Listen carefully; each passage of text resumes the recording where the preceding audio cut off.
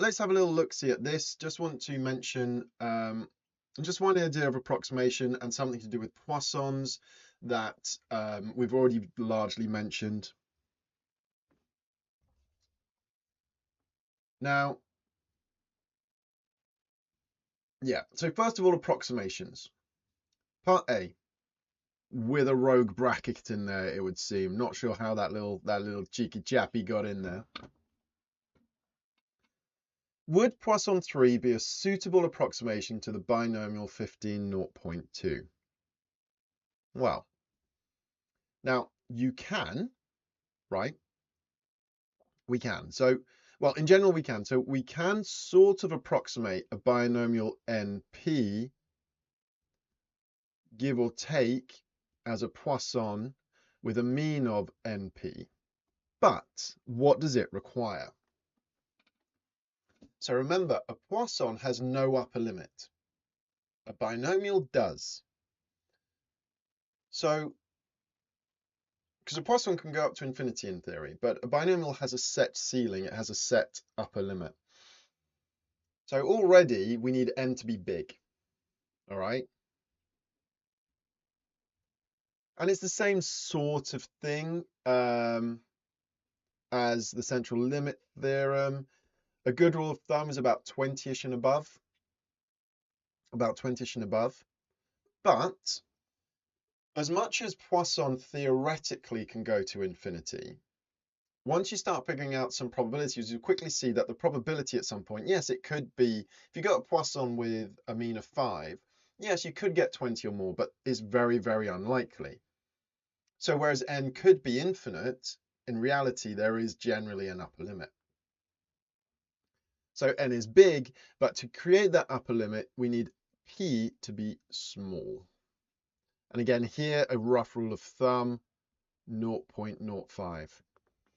Now, I won't fib, I've seen exam questions where they've done a Poisson approximation with p's of 0.1, 0.15, right?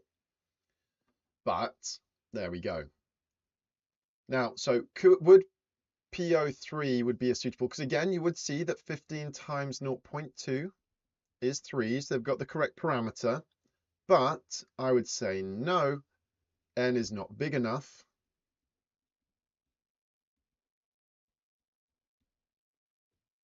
And p is not small enough.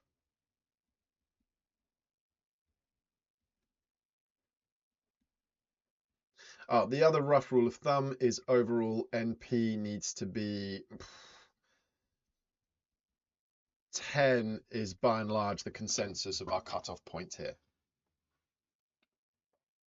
And yes, Brandon, you are also correct, right? That's the other reason for P to be small is for a Poisson, right? So if you've got a binomial NP, the variance is NP with a Poisson NP, NP 1 minus P, the variance needs to just be NP. And this is the other reason for P to be small, because if P is small, 1 minus P is basically 1.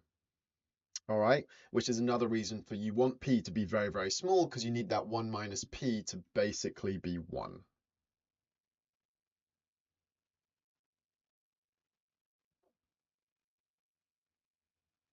Yeah, Path has summed all of that stuff off brilliantly.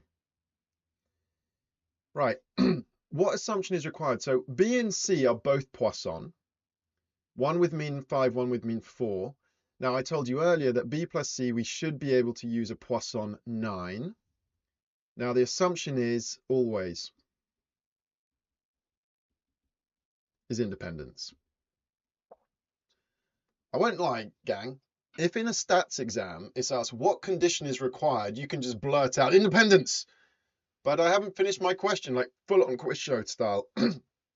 In statistics, what is the condition required? Just hoot in and go independence. Like when in doubt, independence. Independent. I mean, independence. If you're me, you could just say independence.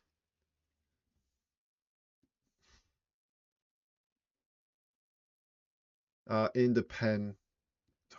Lord, independent.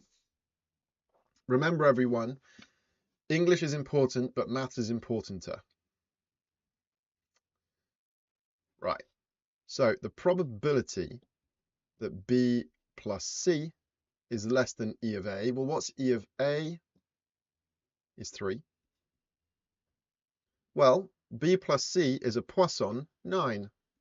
So we can just go do that with a Poisson 9.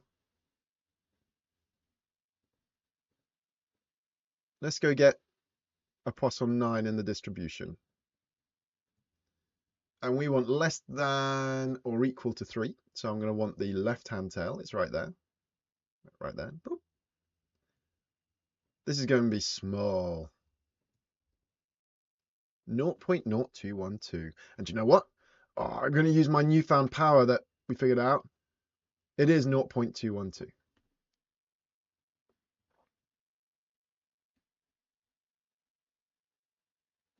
0.212.